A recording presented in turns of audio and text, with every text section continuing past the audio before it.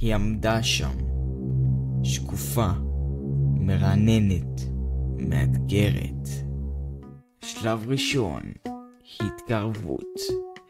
אסור להפגין פחד, מים מריחים חולשה.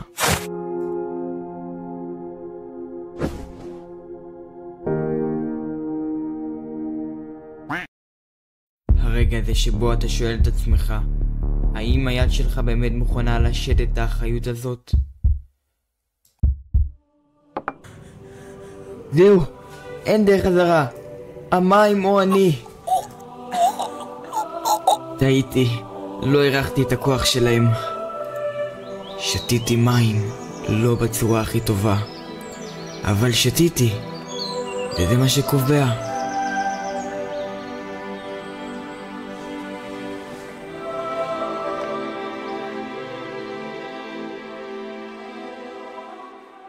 פרק הבא, איך לשים גרביים בלי לאבד שליטה על החיים.